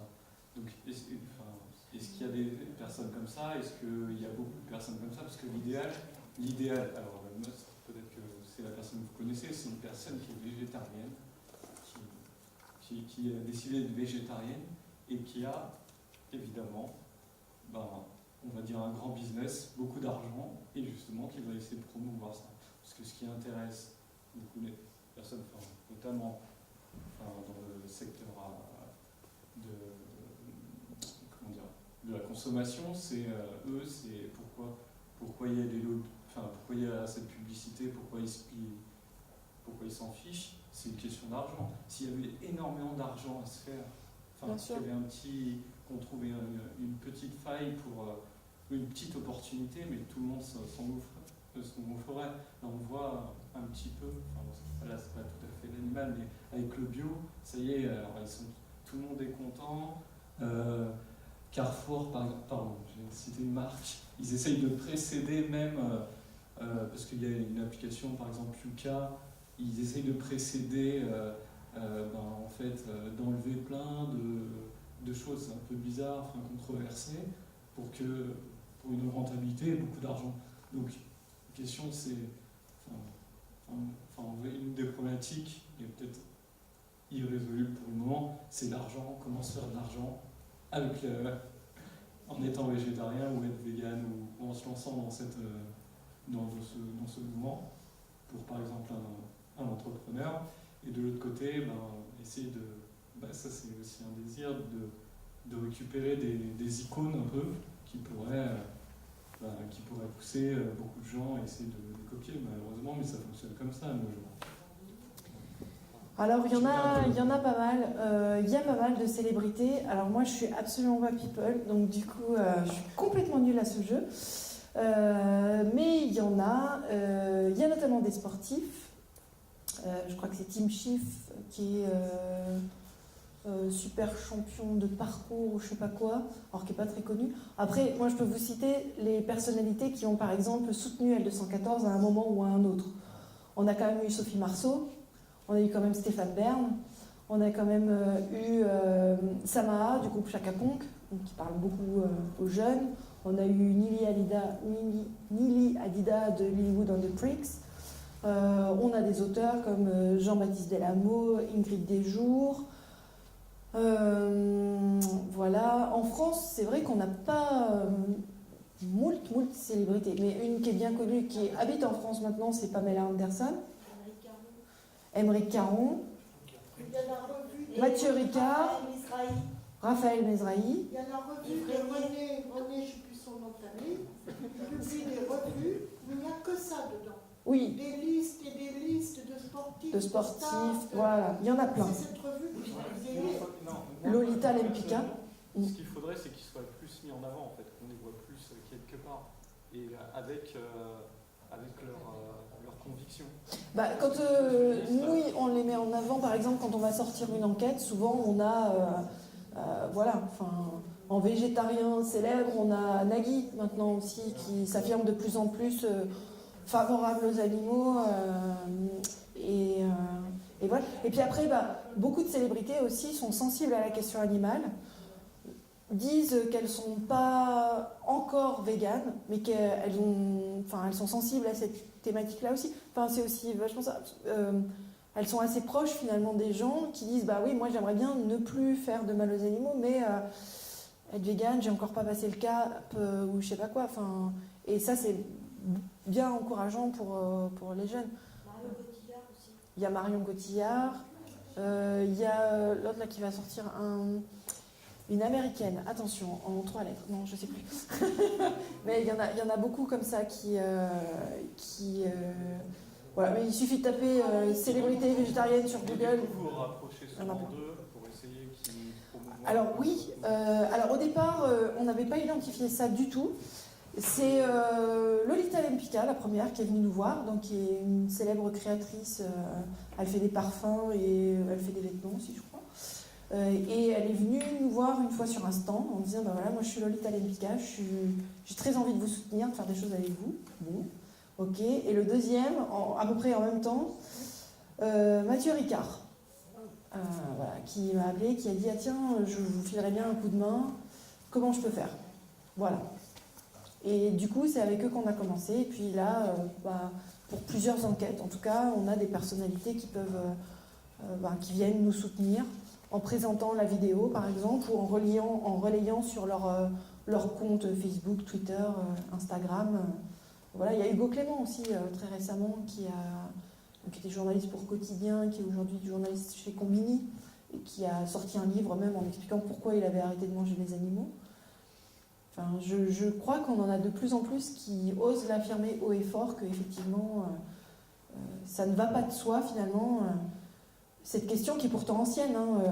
Voilà, une célébrité aussi qui ne mangeait pas les animaux, c'est Pythagore. Pythagore, on l'a tous croisé à l'école. À Pythagore, ne mangeait pas les animaux. Léonard de Vinci, c'était son anniversaire il n'y a pas très longtemps, 500 ans. Ils ne mangeaient pas les animaux non plus. Et ils écrivaient dessus en disant, mais... voilà, c'est quoi notre problème? Non, Hitler n'était pas végétarien. Non, c'est un fake. C'est répandu justement par des gens qui ont envie de décrédibiliser un petit peu le mouvement. Mais non, il n'était pas spécialement. Einstein l'était par contre. Voilà. Je peux ajouter quelque chose là? Je suis d'accord avec vous qu'il ne faut pas culpabiliser les gens. Toutefois, je pense qu'on a eu des conférences à Gendarme, à Saint-Gendarme, très enrichissantes sur tous les aspects historiques, écologie, etc. Il y a un aspect qui manque, et on pourrait faire appel à eux, c'est du point de vue psychanalytique. Je sais qu'il faut y aller mollo, mais quand même, de même que je ne vais pas accabler le pauvre qui travaillait sur les chaînes et qui est venu dénoncer son passé en pleurant d'ailleurs, ces gens-là qui sont des fois sans papier, en liberté conditionnelle, font quelquefois quelques mois sur des chaînes d'abattage pour gagner de l'argent. Je les plains beaucoup. Donc, par contre, ceux qui travaillent dans la programmation, et c'est là qu'on se rapproche et qu'on peut oser, j'ose le dire, qu'on se rapproche du nazisme. Le nazisme était basé sur une étude scientifique de l'élimination de certains individus. C'est-à-dire que c'était des gens, comme dans une industrie, qui programmaient les gaz, les fours crématoires, très minutieusement. Hein. Et les capots qui obéissaient étaient un peu comme les ouvriers sur les abattages. Ah ben j'ai obéi, partout dans les procès ils ont dit j'ai obéi aux ordres, c'est pas de ma faute.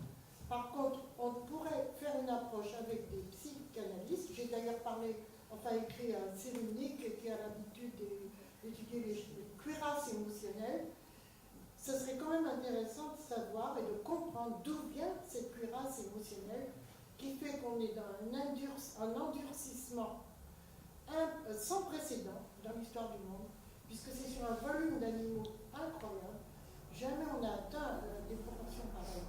Donc d'où vient cet endurcissement? Est-ce qu'on ne peut pas l'étudier, faire appel à des gens susceptibles de le faire? Je crois qu'ils auraient beaucoup à dire et qu'en plus ça empêcherait cette culpabilité qui n'a aucun intérêt. Et d'autre part, je voulais ajouter que oui, ce qui fait que beaucoup de gens ne changent pas leur nourriture, j'ai remarqué, c'est la peur de perdre leur clan affectif. Si le repas de viande est comme la messe dans une église, quand toute la famille est réunie, eh ben, ils ont peur de perdre l'amour de leur famille. Et alors je leur dis à chaque fois, oui, il y aura une traversée du désert, oui, on l'a connue, on a plusieurs, maintenant on a tout un milieu qui nous conforte dans le véganisme, on est heureux de se retrouver, de manger ensemble. C'est une traversée du désert, il ne faut pas avoir peur de le dire, mais on pourrait faire un apport bien plus psychologique de du problème. Mais il va falloir que ces cuirasses émotionnelles disparaissent. Merci. On va bientôt conclure. Je vais laisser juste Brigitte Deltier. Alors, sur le côté psychologique, il y a des expériences qui ont été faites, qui ne sont pas spécialement sur le véganisme ou quoi. C'est l'expérience de H, par exemple. L'expérience de H, elle montre, ça a été fait sur des étudiants, hein, les étudiants, c'est toujours des bons cobayes, une dizaine d'étudiants dans une pièce, et ils doivent répondre à une question dont la réponse est évidente. On ne peut pas se tromper. C'est des longueurs de segments, et il faut comparer, il y a un segment témoin, il faut trouver le même de l'autre côté. Et quand ils interrogent les étudiants, en fait, il n'y en a qu'un qui est cobaye là-dedans. Les autres, c'est tous des complices. Et les 8 premiers vont donner une réponse fausse. Le 9e, qui est notre étudiant étudié, eh ben, il va, bien qu'il ait la réponse évidente sous ses yeux, il va donner la mauvaise réponse pour se conformer à ce qu'ont fait les autres, quoi. Et donc, quelque part, dans notre société, aujourd'hui, tout le monde mange de la viande parce que tout le monde mange de la viande. Tout simplement. Voilà.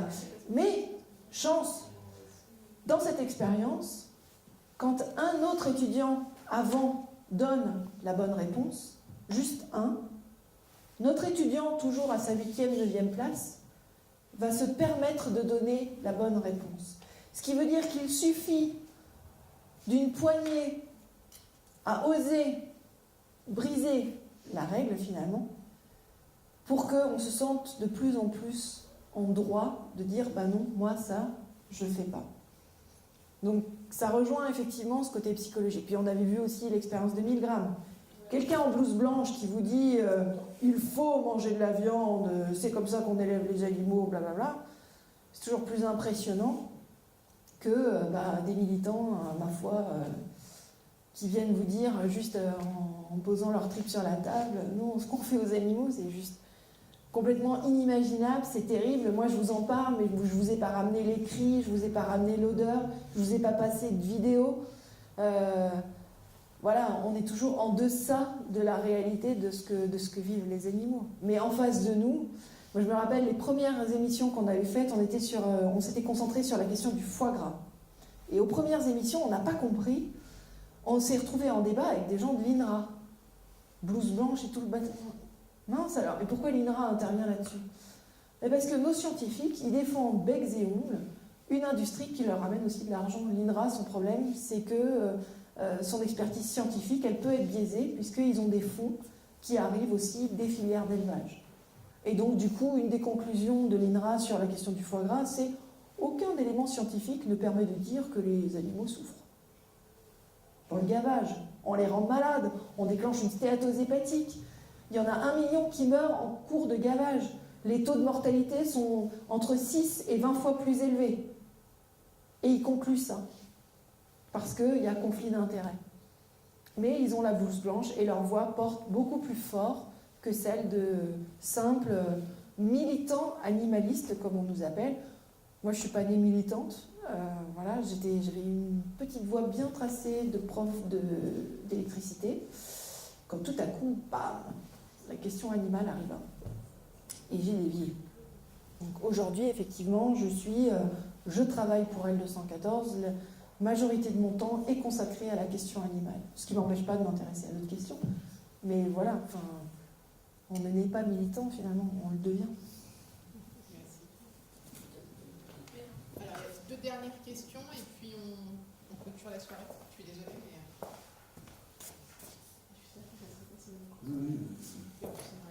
Moi, j'aurais plein de choses à dire, mais bon, j'ai rien noté, donc ce que j'ai en tête, ce qui me tient le plus à cœur, c'est que moi, je vais beaucoup plus loin que ça. C'est-à-dire que moi, je considère que la seule nourriture, vraiment, c'est... moi, je suis fruitarien, et je pense que quand on mange un fruit, c'est la seule nourriture où on ne mange pas le corps d'un être vivant. Parce que l'arbre, il a sécrété de la chair autour de ses graines. Voilà, tout le reste de la nourriture, même quand c'est végétal, c'est, voilà, comme, ce qui me fait penser à ça, c'est quand vous montrez la pomme de terre qu'on écrase, là, il y en a qui vont encore plus loin, puisqu'il y a les respiriens qui... moi, j'en suis pas encore là, mais il paraît que quand on est fruitarien, on finit par être respirien. Je ne sais pas si ça arrivera, mais voilà.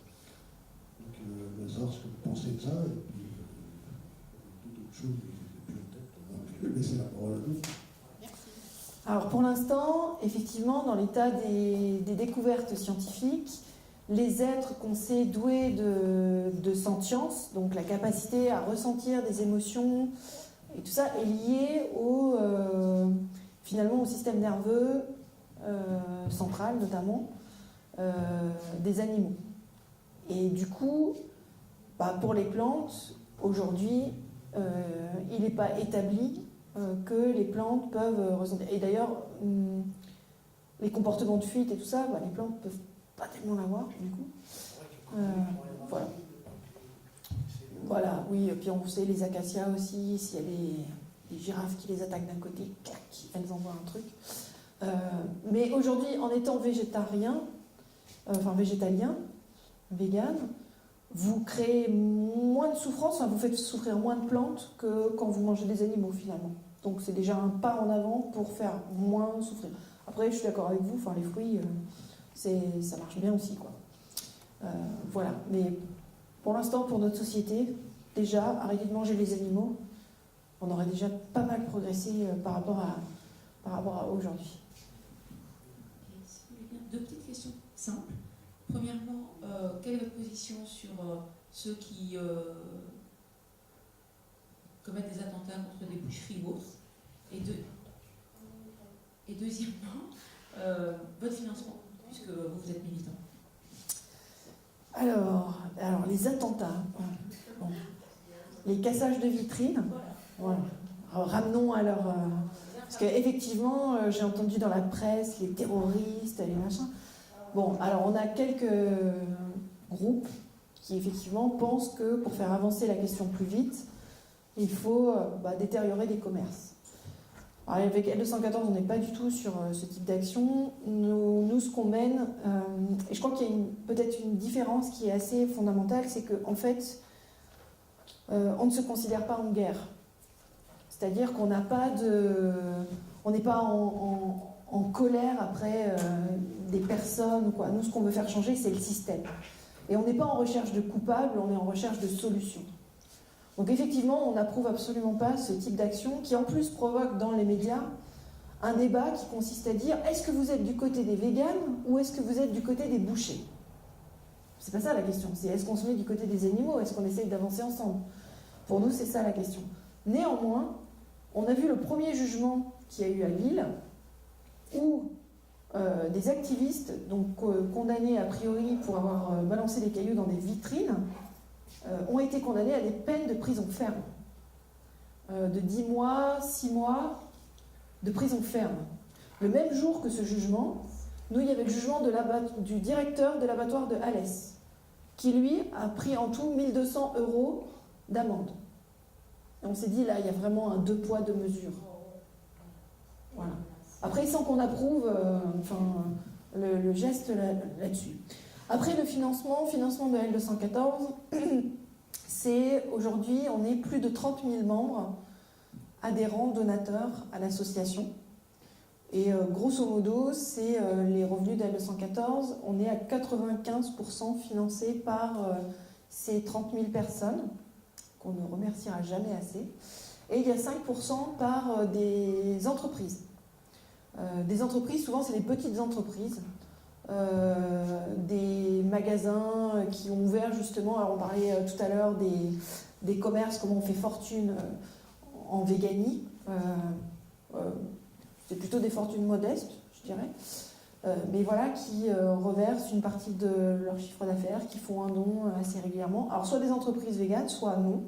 On a notamment, par exemple, le fondateur de vente privée. Alors je peux le dire parce que lui, il a dit dans la presse. Donc je vais le dire pour nos autres donateurs, on ne dit pas forcément qui c'est.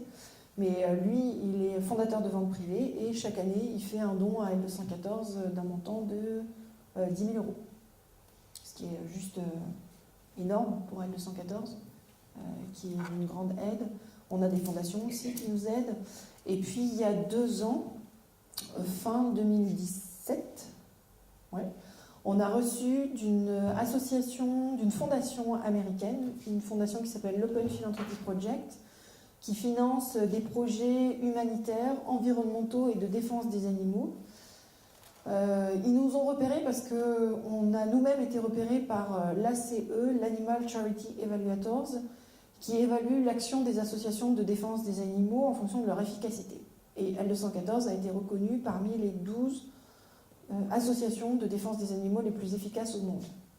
Et donc quand ils ont vu ça, ils sont venus vers nous, ils ont dit « Dis donc, vous n'auriez pas des projets? Parce que nous, on serait prêts à vous financer. » Donc on a déposé une demande pour lutter justement sur la question des poulets de chair. Donc les 800 millions de poulets qui sont abattus chaque année. Et donc ils nous ont donné un grant, une subvention de 1 million d'euros à dépenser sur 2 ans, donc 500 000 € chaque année, ce qui représentait du coup, pour les budgets de ces 2 années-là, 15% de notre budget. Voilà. Et je crois que j'oublie rien. On a eu une fois une subvention, donc un virement qui venait du ministère de l'Agriculture, 4 000 €.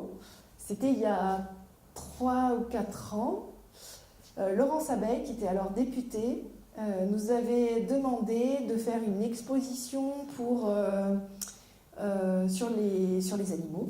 Donc on avait réalisé cette exposition grâce à la subvention accordée par Laurence Abeille et qui nous a été payée par le ministère de l'Agriculture, ce qui était tout à fait drôle. Voilà. Merci. Merci encore à vous, Gilles Gauthier. Merci encore.